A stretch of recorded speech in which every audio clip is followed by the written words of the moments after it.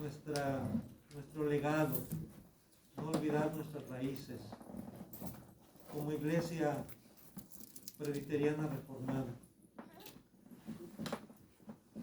Este mes, el mes de octubre, se celebra el mes de la Reforma. Y ya decía hace 8 días que estamos ya conmemorando 505 años del inicio de la Reforma protestante.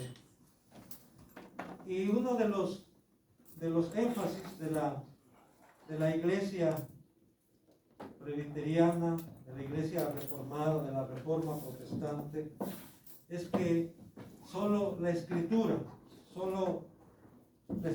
tiene autoridad sobre nuestra conciencia, marca lo que debemos creer, lo que debemos de hacer. Y la Escritura también nos habla acerca de que nuestra salvación es solamente por gracia, por la gracia de Dios, solo gracia. Y esa gracia se manifiesta al darnos Dios mismo la fe, de tal manera que nos capacita para poder recibir el Evangelio, para poder recibir su palabra por medio de la fe. Porque por gracia somos salvos por medio de la fe, y esto no es de nosotros, pues es don de Dios. También, si solamente es por gracia y solamente es por la fe, es solamente por Cristo. No hay otro medio de salvación. No hay otra forma en que el hombre pueda acercarse a Dios solamente por medio de Jesucristo. Dice que en ningún otro hay salvación, porque no hay otro nombre debajo del cielo dado a los hombres en el cual podamos ser salvos. Jesucristo mismo también en Juan 14:6 dice que yo soy el camino, la verdad y la vida, y nadie viene al Padre si no es por mí. Nadie, cuando dice nadie, es nadie, solamente Él es el único camino, Él es el único medio para llegar al Padre. Por eso es solamente Cristo, son los Cristos, solo por la fe, solo por gracia, solo las Escrituras. Y esto nos lleva a darle toda la honra y la gloria a Dios. Soli Deo Gloria. La gloria es solo para Dios. Nuestra adoración es solamente para Dios. Él es el único digno de ser alabado. ¿Por qué? Porque de Él, por Él y para Él son todas las cosas. A Él sea la gloria, ahora y hasta el día de la eternidad. Por eso, cuando Satanás quiso demandar para sí adoración, cuando le dijo a Jesús, todo esto te daré, le mostró, dice, los reinos del mundo, su grandeza, su gloria, y le dijo, todo esto te voy a dar si postrado me adorares. Si tan solo te postrares, si tan solo te arrodillas delante de mí. Pero Jesús le dijo, escrito está, al Señor tu Dios adorarás y a Él solo servirás. Solamente al Señor tu Dios adorarás y solamente a Él servirás. Realmente, hermanos, es lo que tenemos que enfatizar en estos días, en este mes. Hay fiestas que tratan de desvirtuar esto, de desviar la atención de la gente. Incluso se traslapan la fiesta del Halloween y también el Día de Muertos. Y ahorita se están haciendo festividades en varias ciudades. Y hay en la Ciudad de México, por primera vez van a haber exhibiciones de la Catrina monumentales y ya por primera vez pusieron luces. Otros años nada más lo que eran las luces navideñas y las luces del mes de septiembre. Pues no, ahora también ya pusieron luces con motivos de Día de Muertos. Se está haciendo un culto a la muerte. Pero hermanos, nosotros al único que rendimos culto, adoración, tributo, es a nuestro Señor Jesucristo. Aleluya. Él es el que tiene toda autoridad, tanto en el cielo como en la tierra, y aún debajo de la tierra. Por eso sí es importante que como iglesia cristiana, como iglesia reformada, enfaticemos esto. Voy a quitarme el cubrebocas porque veo que les inquieta. ¿Por qué estaba usando yo el cubrebocas? Porque se dan cuenta, el hermano Max ahora no pudo venir porque está muy agripado. En la semana estuvo, incluso le tuvieron que recetar nebulizaciones, ¿verdad? Porque sí estaba muy congestionado. Y ayer estuve allá con él, estuvimos trabajando un rato y sí se veía un poquito mal, pero hoy en la mañana me llamó para decirme que pues se sentía un poquito más mal y pues no quería venir a contagiar a otros, ¿verdad? Y por eso también yo estaba usando el cubrebocas, ¿verdad? Pero ya me lo quité, ya algunos de ustedes también están usándolo, está bien, ¿verdad? No es obligatorio, ya sabemos que no es obligatorio el cubrebocas, es como una manera de tener un poquito de precaución, de tener cuidado para con los demás. Pero bien, hermanos, seguimos con nuestro tema. Nuestro tema también, hermanos, tiene que ver con el lema de la iglesia reformada, que es la iglesia reformada siempre reformándose. ¿Qué significa esto? ¿Qué quiere decir esto? Se han escrito libros, se han escrito, diríamos, ensayos sobre este tema, sobre esta frase, la iglesia reformada siempre reformándose. Yo quiero hacerlo de una manera sencilla porque es algo que todos debemos entender. ¿Qué significa eso? Que la iglesia reformada siempre reformándose. Para empezar, ¿qué significa reformar? Reformar es volver a formar, en términos así sencillos. Pero para que algo se tenga que volver a formar, quiere decir que se deformó, que algo que perdió la forma y que hay que volver a formar, hay que volver a dar la forma. Eso pasó con la iglesia cristiana. La iglesia que el Señor Jesucristo fundó, cuando dijo, sobre esta roca edificaré mi iglesia. Recuerden, nosotros como reformados, como presbiterianos, entendemos que cuando Jesús se está refiriendo a esta roca, no se está refiriendo a Pedro, se está refiriendo a sí mismo, aunque de alguna manera también a la confesión de Pedro, a hombres y mujeres que con la convicción de Pedro pueden decir de Jesús, tú eres el Cristo, el Hijo del Dios viviente, con esa convicción, con esa confesión, con esa certeza. Pero es sobre Cristo mismo que la iglesia está fundamentada, y eso lo deja claro el mismo apóstol Pedro. En su primera carta dice, acérquense a Él, a Cristo, piedra viva, desechada ciertamente por los edificadores, mas para Dios es preciosa. Sí, Jesús vino a lo suyo, dice Juan 1:1. ¿Y qué hicieron los suyos? Los suyos no le recibieron, los suyos le crucificaron, pidieron su crucifixión. Los suyos no le recibieron. Mas a todos los que le recibieron, dice, a los que creen en su nombre, les dio potestad de ser hechos hijos de Dios. Los adoptó como sus hijos. A todos los que han recibido a Cristo, a su unigénito Hijo, el Padre los recibe como sus hijos también. Y en ese sentido, Jesús pasa a ser nuestro hermano mayor. Y Él no se avergüenza de llamarnos sus hermanos, dice la Escritura. Acérquense a Él, dice Pedro, a Cristo, piedra viva. Ustedes también, dice el apóstol Pedro, pueden ser edificados como casa espiritual y sacerdocio santo para ofrecer sacrificios espirituales a Dios por medio de Jesucristo. Sí, tú y yo, mi hermano, mi hermana, somos la iglesia. Somos esas piedras vivas. La iglesia no es un edificio. La iglesia no es una catedral. Esos son templos. Son edificios nada más, que pueden servir para que se reúna la iglesia, para que se reúnan los creyentes. Pero la iglesia somos tú y yo. Somos los creyentes, hombres y mujeres que hemos creído en Jesucristo, que lo reconocemos como nuestro Señor y Salvador, que estamos convencidos que fuera de Él no hay salvación, como lo dijera el mismo apóstol Pedro en ese día después de Pentecostés. En ningún otro hay salvación, porque no hay otro nombre debajo del cielo dado a los hombres en el cual podamos ser salvos. Somos la iglesia. Jesucristo está edificando su iglesia y las puertas del Hades no van a prevalecer contra ella.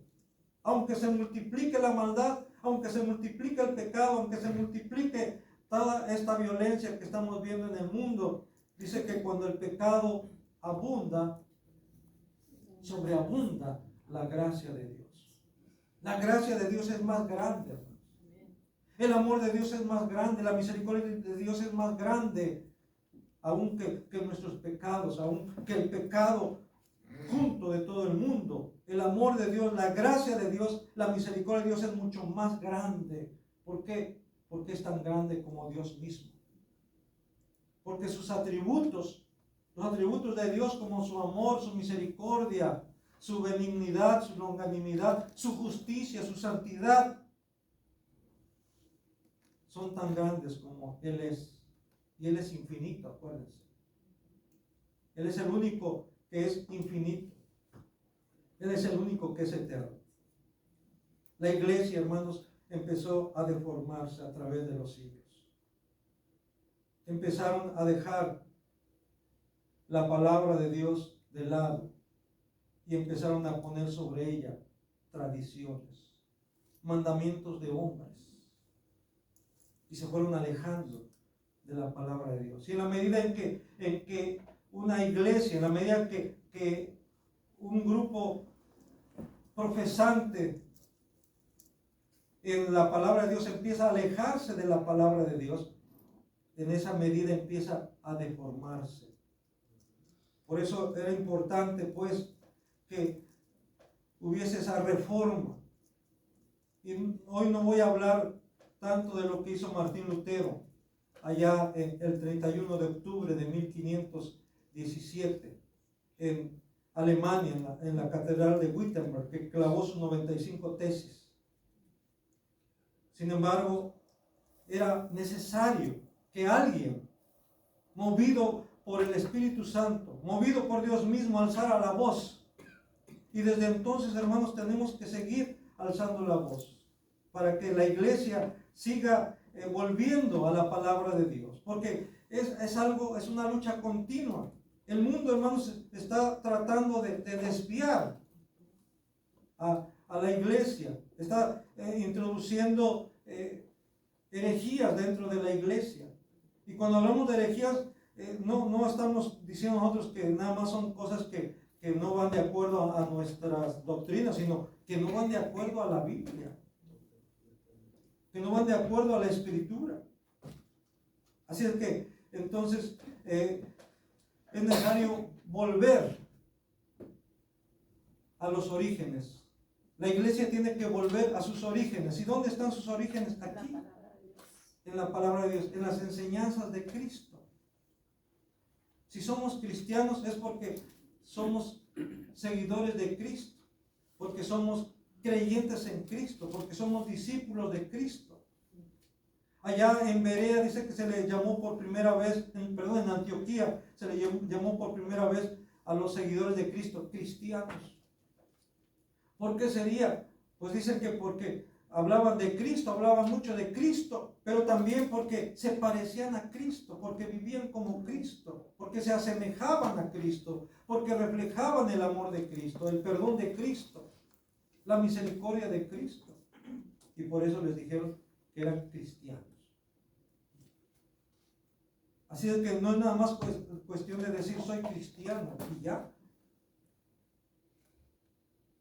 sino debemos reflejar a Cristo en nuestra vida. Debemos parecernos a Cristo en el ámbito espiritual, ser perdonadores, ser misericordiosos. Por eso la iglesia tiene que estarse reformando continuamente, volviendo a evaluarse y también a ver en qué estamos fallando, para volver a lo que es la idea original de la iglesia, lo que es la voluntad de Dios original.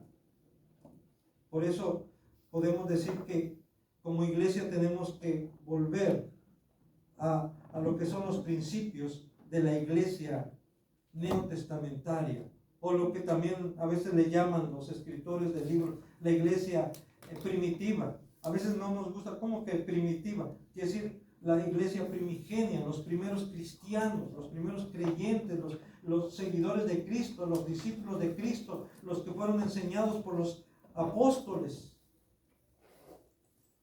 Y volver a esos principios no significa tanto vestirnos como se vestían en ese tiempo, porque a veces también se piensa que la mejor manera de reflejar que somos iglesia de Cristo pues es vistiéndonos si es posible con túnicas, las mujeres con sus vestidos muy largos y con su velo, ¿verdad?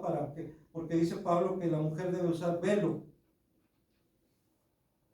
Sin embargo, yo creo que más que volver a la manera de vestirse de ese tiempo, tenemos que volver a los principios espirituales, a los principios morales, a los principios de fe de ese tiempo. Este reformarse, hermanos, de la iglesia debe empezar por nosotros mismos, por cada uno de nosotros. Porque como dije en un principio, la Biblia dice que tú y yo somos piedras vivas que conformamos, que edificamos la iglesia. La principal piedra del ángulo sobre la cual está fundamentada la iglesia es Jesucristo. Pero nosotros tenemos que estar fundamentados en Él, arraigados en Él, unidos a Él. Y Jesús pone él mismo una ilustración de la vid y los pámpanos, algo vivo. Jesús dice: yo soy la vid y ustedes son los pámpanos.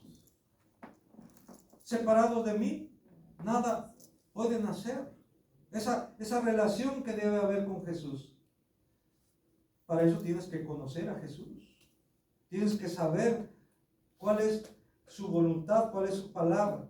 Pero entonces, volviendo, hermanos, este reformarse, conformarnos a la palabra, no conformarnos a este mundo, no conformarnos a esta sociedad, porque en Romanos 12, versículo 1 y 2 dice: así que, hermanos, os ruego por la misericordia de Dios que presentéis vuestros cuerpos en sacrificio vivo, santo, agradable a Dios, que es vuestro culto racional. No os conforméis, dice, a este siglo. O sea, no se conformen, no tomen la forma de esta sociedad, de este mundo. Este mundo, hermanos, está, como dirían por ahí, está de cabeza. A lo bueno le llaman malo y a lo malo le llaman bueno. La Biblia dice que hay camino que al hombre le parece recto, pero su fin es muerte, es destrucción. No tenemos que conformarnos a esta sociedad, a este mundo. No os conforméis a este mundo, sino transformados, dice, por medio de la renovación de su entendimiento. El cambio, hermanos, empieza en la mente, en el corazón. Por eso tenemos que transformar nuestra manera de pensar, nuestra manera de sentir. Tiene que ser diferente. Tenemos que conformarnos, sí, pero a la palabra de Dios, a los principios bíblicos. Por eso vuelvo a insistir, reformarse, conformarse a la palabra, no al mundo, sino a la palabra, debe empezar por nosotros mismos. Dice el salmista en el Salmo número 51, un salmo que ustedes conocen muy bien, que conocemos muy bien. Dice el Salmo 51, versículo 10: crea en mí, oh Dios, un corazón limpio, y renueva un espíritu recto dentro de mí. Crea en mí, oh Dios, un corazón limpio, y renueva renueva un espíritu recto dentro de mí. ¿Esto qué quiere decir, hermanos? Que cada vez que ofendemos a Dios, que pecamos contra Dios, que pecamos contra nuestro prójimo, tenemos que pedir perdón. Confesar nuestro pecado, pedir perdón. Y dice la Escritura que si confesamos nuestros pecados, Él es fiel y justo. ¿Quién? Dios, Cristo. ¿A quién tenemos que confesar nuestros pecados? A Dios, a Cristo. Si hemos ofendido a nuestro prójimo, también tenemos que pedirle perdón. Pero principalmente a Dios. Si confesamos nuestros pecados, Él es fiel y justo para perdonar nuestros pecados y limpiarnos de toda maldad. Limpiarnos, eso es importante, hermanos. Si Dios nos ha perdonado, Él también nos limpia. Limpiarnos de toda maldad. Pero aquí está diciendo, crea en mí, oh Dios, un corazón limpio y renueva un espíritu recto dentro de mí. Cada día, hermanos, tenemos que estar haciendo esta petición delante de Dios y luchando por mantener un corazón limpio, un corazón recto delante de Dios, un pensamiento recto delante de Dios. Es una lucha constante. Y quiero decirles, hermanos, que si usted ha experimentado esa lucha, dele gracias a Dios. ¿Sabe por qué? Porque el Espíritu Santo es quien está redarguyendo, es quien está obrando en su vida, porque si no usted ya hubiera agarrado monte, como dicen por ahí. Pero es Dios quien lo está frenando, su Espíritu Santo. Y gracias a Dios por ello, que le redarguye, que le hace sentir incomodidad cuando sabe que está fallándole a Dios, cuando sabe que está haciendo algo malo. Por eso el apóstol Pablo escribe a los Efesios en el capítulo 4, versículo 22 al 24. Efesios capítulo 4, 22 al 24 dice: en cuanto a la pasada manera de vivir, despojaos del viejo hombre que está viciado conforme a los deseos engañosos, y renovaos en el espíritu de vuestra mente, y vestíos del nuevo hombre. Oigan bien, vestíos del nuevo hombre, de la nueva mujer, creados según Dios en la justicia y santidad de la verdad. Así es que tenemos, hermanos, que estarnos renovando día a día. Quien nos ayuda en esta renovación y quien realmente efectúa esa renovación, como ya vimos en el Salmo 51, es Dios, por medio de su palabra y por medio de su Espíritu Santo que está obrando en nosotros. Pero tenemos que pedirle a Dios esto y tenemos que conscientemente esforzarnos y tenemos que estar luchando. Esa lucha espiritual que existe, hermanos, que Pablo describe en Romanos capítulo 7. Que dice, cuando quiero hacer lo bueno no lo hago, y el mal que no quiero, eso hago. Y hallo esta lucha en mí, dice. ¿Quién me va a librar de este cuerpo de muerte? Dice Pablo ahí en Romanos 7. ¿Quién me puede librar de esta situación? Porque estoy consciente que estoy actuando mal, que estoy viviendo mal, aunque no quiero vivir mal, aunque no quiero actuar mal, pero estoy haciendo mal. Y ahí mismo dice, a Dios gracias. Gracias a Dios por Jesucristo. El único que puede sacarnos de ese atolladero, hermanos, de ese fango, de ese pozo cenagoso, de esa inmundicia, es Jesucristo. Pero tenemos que pedírselo, tenemos que reconocer que estamos mal, porque si alguien no reconoce que está mal, pues nunca va a pedir ayuda, va a pensar que está bien y ahí va a seguir. Entonces necesitamos reconocer que hemos fallado. Como aquel hijo que se había ido lejos y reconoció que estaba mal.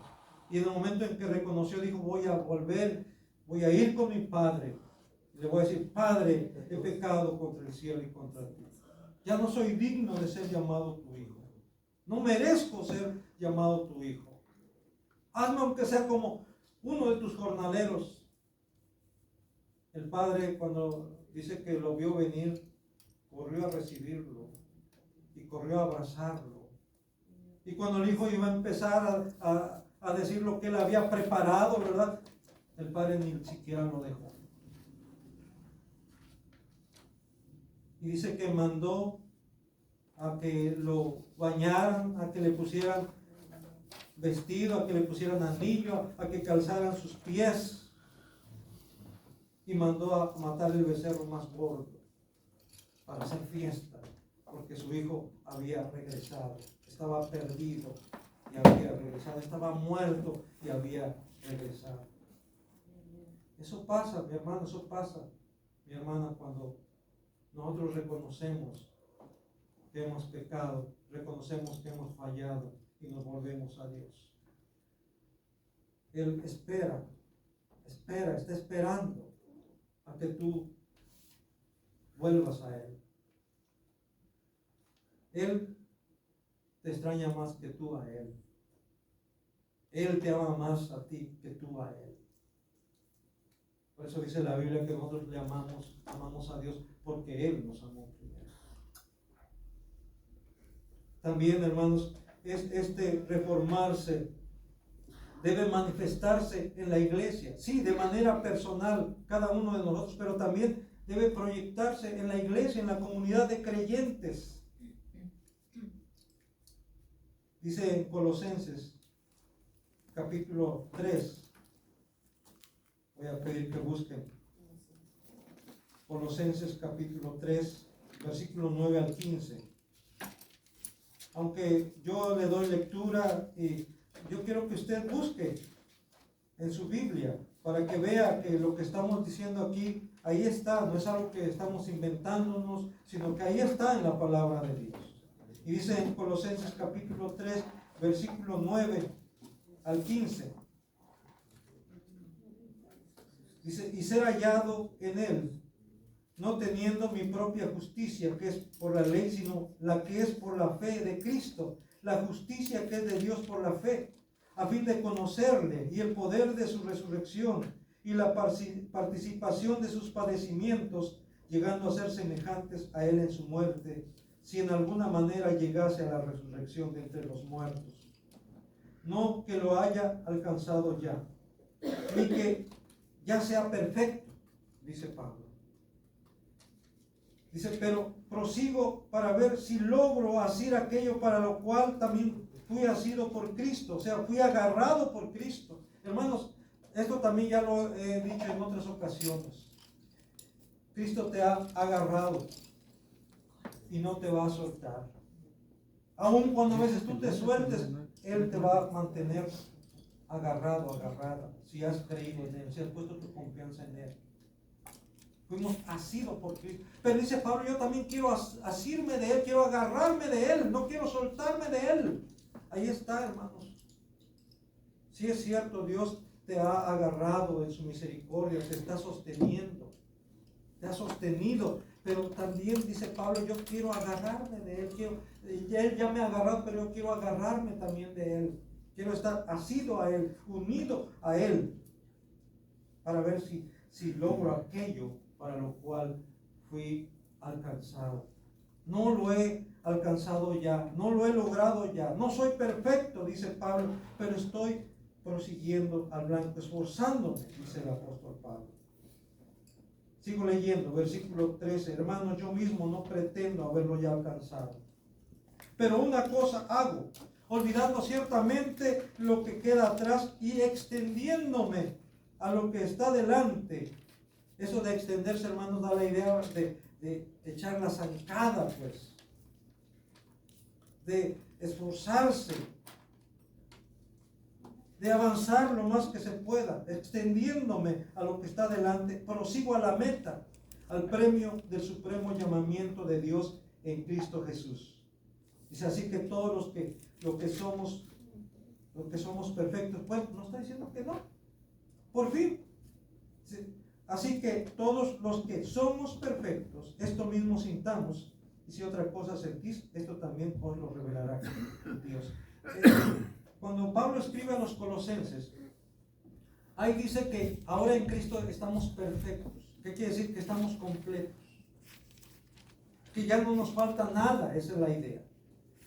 Que no tenemos que poner nada de nosotros, en el sentido de que voy a cooperar, voy a contribuir para mi salvación. Ok, dice alguien, ya Dios puso el 80%, bueno, me voy a poner el 20%. No, el 90%, ya no me voy a poner el 10%. Alguien diría, bueno, Dios ya puso el 99%, aunque sea 1%, voy a poner yo. No, mi hermano, no, mi hermano. Dios ha puesto el 100% para tu salvación. Lo único que tenemos que hacer nosotros es creer, nada más, creer. Mientras que la ley dice, el que haga estas cosas vivirá por ellas. Pero por la gracia dice, al que cree, le es contado por justicia. Lo único que tienes que hacer es creer, mi hermano, mi hermano.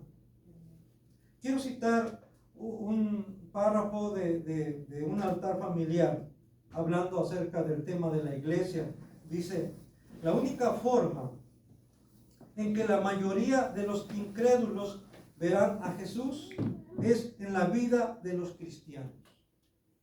Somos llamados y equipados por el Espíritu Santo para reflejar el carácter de Cristo. Hemos sido capacitados, equipados por el Espíritu Santo para reflejar el carácter de Cristo. Esta manifestación del carácter de Cristo, hermano, no nada más debe ser aquí dentro de la iglesia, debe ser allá afuera también. De hecho, aquí es más fácil, porque podemos saludarnos, ¿verdad? Hermanito, hermanita, y hasta de besito podría ser, ahora ya se puede, ¿verdad? Antes no se podía,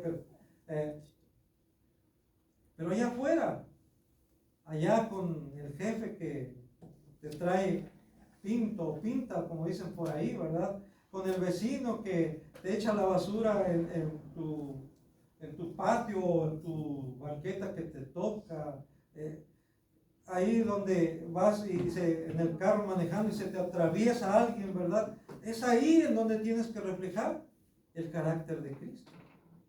Como dije aquí, tal vez sea muy fácil, pero es allá en la lucha. Alguien ha comparado esto, hermanos, como cuando dice, reunirnos en el culto es como cuando los jugadores de fútbol americano, ¿verdad? Han visto a quienes son aficionados al fútbol americano, se reúnen y se ponen de acuerdo en la jugada, en la estrategia, ¿verdad? Ahí, que no oigan los demás, ahí el equipo, ¿qué van a hacer?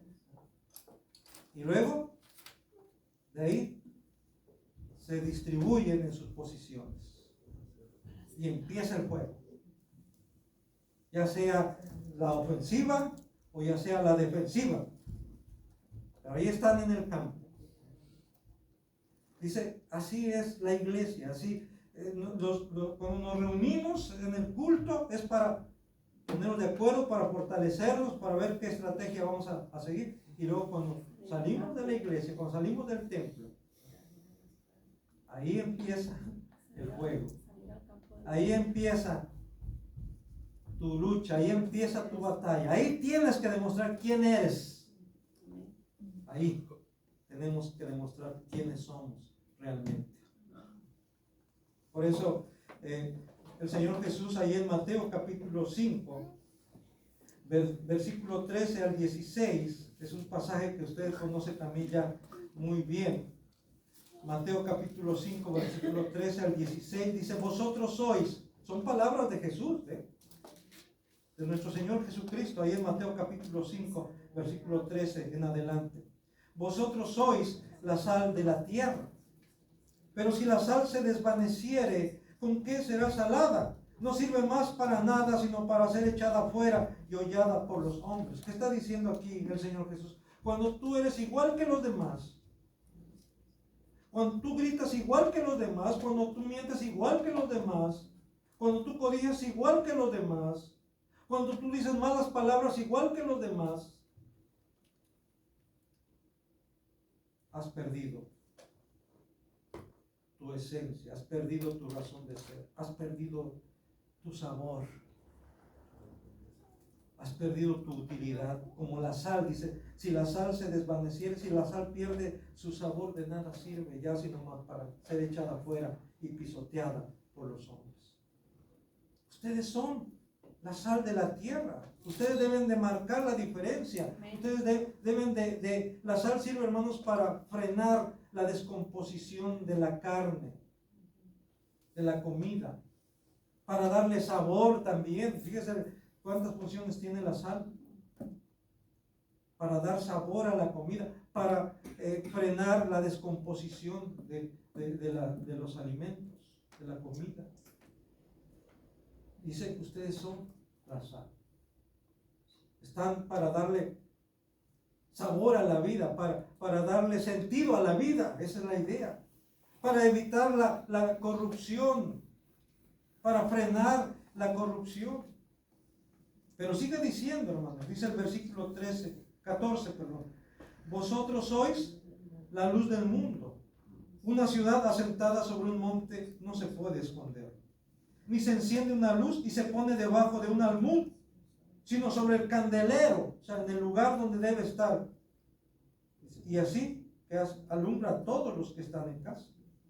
Así alumbre vuestra luz delante de los hombres, para que los hombres vean vuestras buenas obras y glorifiquen a vuestro Padre que está en los cielos. Para que vean tus buenas obras, no para que te glorifiquen a ti, no para que te exalten a ti, digan, oh, esa hermana, esa mujer, ese hombre, no, esa señora, ese señor, no, son gente bien buena. No, ellos se van a ir al cielo con todo y zapatos, ¿no?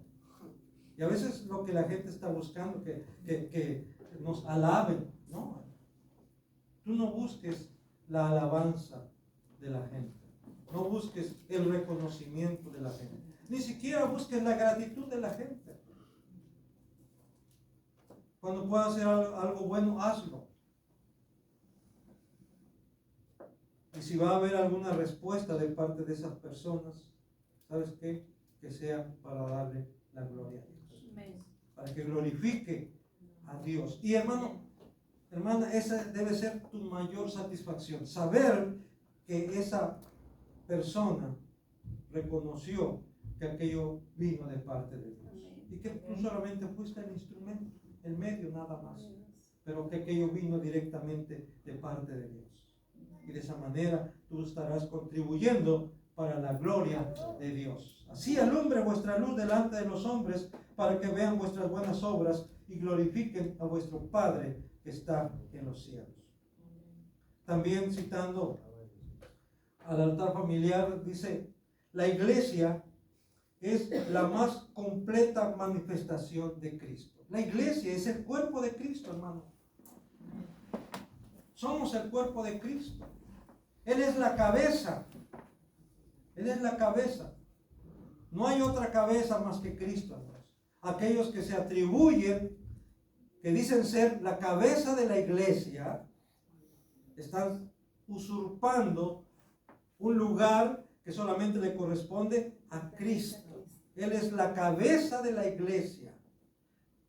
Por eso les decía el otro día que cuando como iglesia cristiana reformada, presbiteriana reformada, se convoca una reunión de presbiterio o se convoca una reunión de sínodo, empieza así la convocatoria. En el nombre glorioso de nuestro Señor y Salvador Jesucristo, jefe y cabeza de la iglesia. Así empieza la convocatoria. O al menos así empezaba antes. Ahorita ya no tanto, pero así empezaba.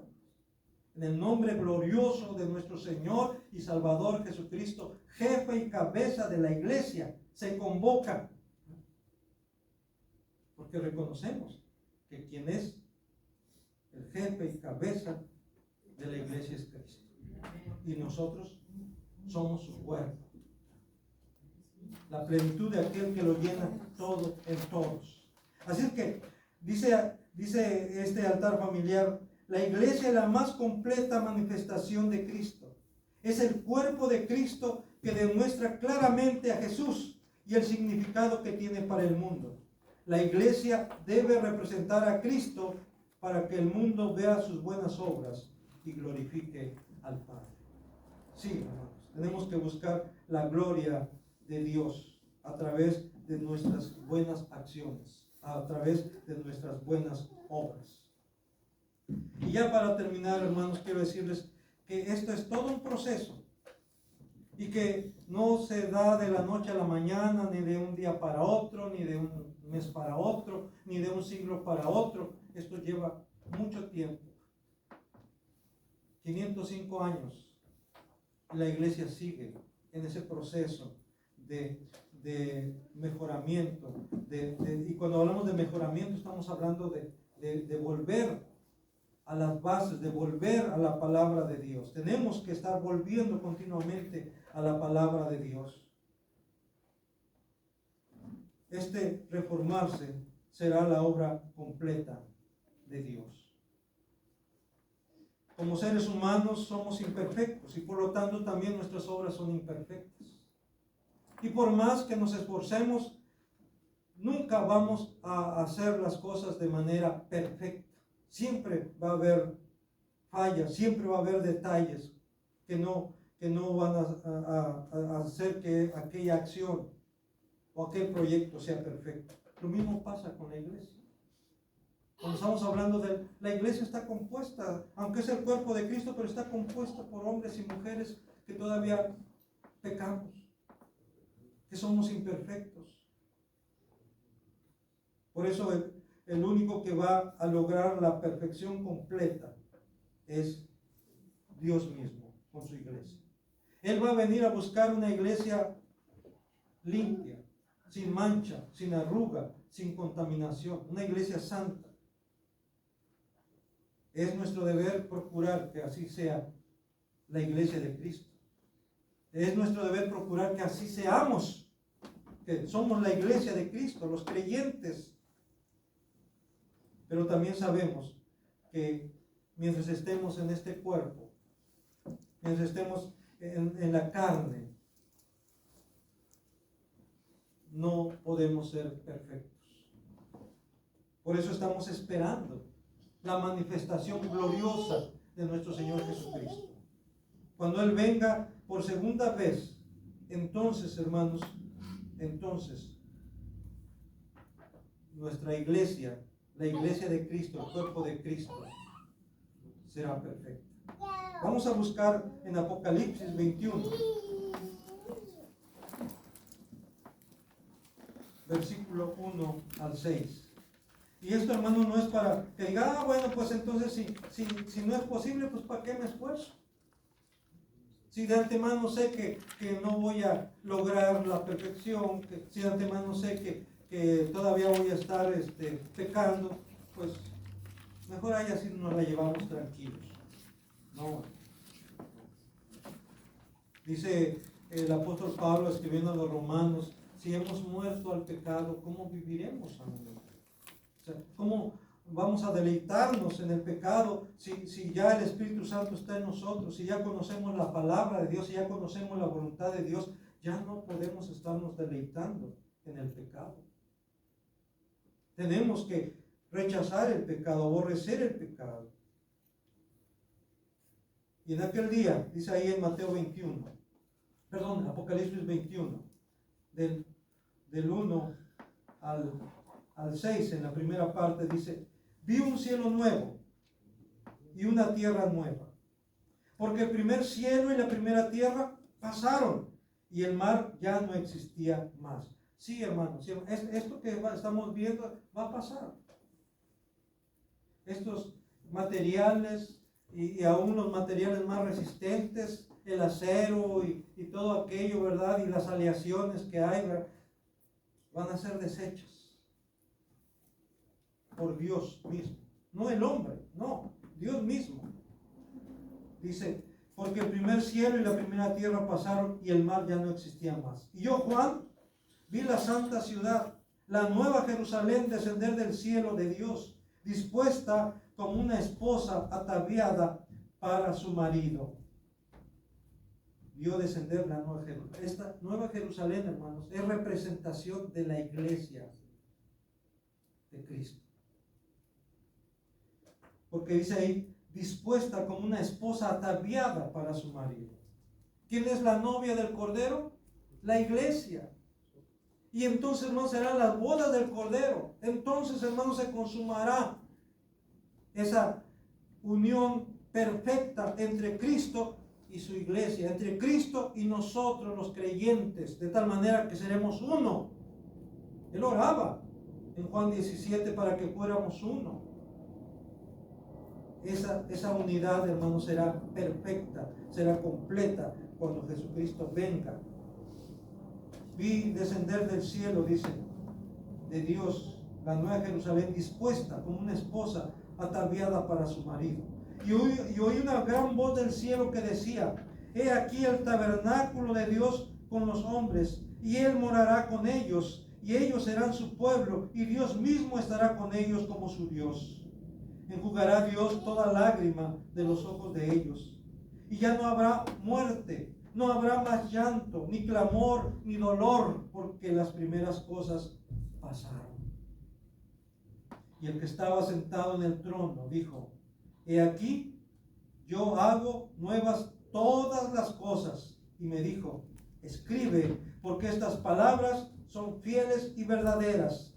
Y me dijo: hecho está. Yo soy el alfa y la omega, el principio y el fin. Y me dijo: hecho está.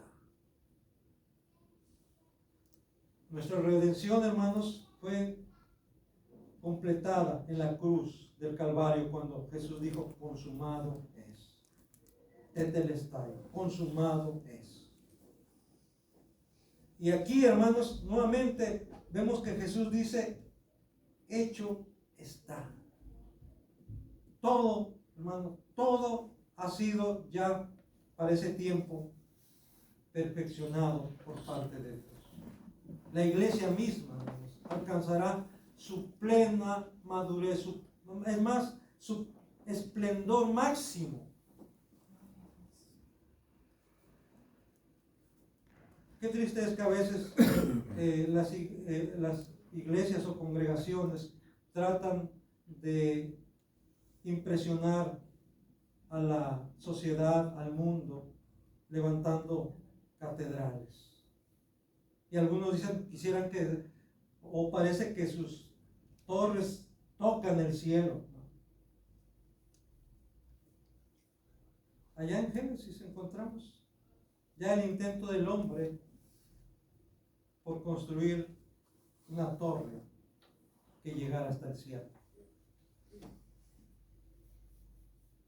A veces los hombres se preocupan más por hacer construcciones que hablen bien de ellos, que se vean desde lejos. El templo de Jerusalén también se veía desde lejos. Estaba sentado en un monte, enfrente del monte de los olivos. Se veía esplendoroso ese templo.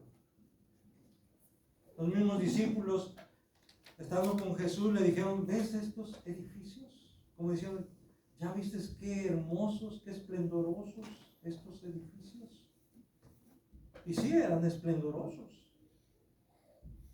El templo que reconstruyó Herodes era magnífico. Pero ¿qué le dijo Jesús? De cierto les digo, que de esto no quedará piedra sobre piedra.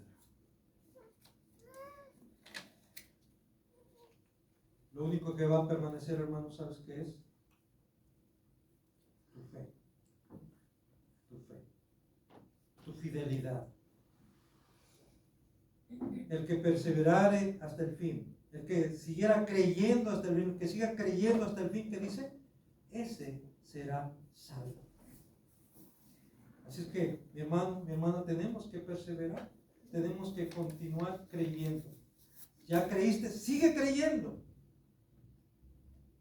Porque el que persevere hasta el fin, esa será salva, ese será salvo. Que el Señor nos ayude, pues, a permanecer hasta el final. Que Él nos guarde, que Él nos sostenga, pero también, mi hermano, mi hermana, agárrate, aférrate del Señor. Amén. No te sueltes. Y eso va a asegurar tu permanencia en Él. Que así sea.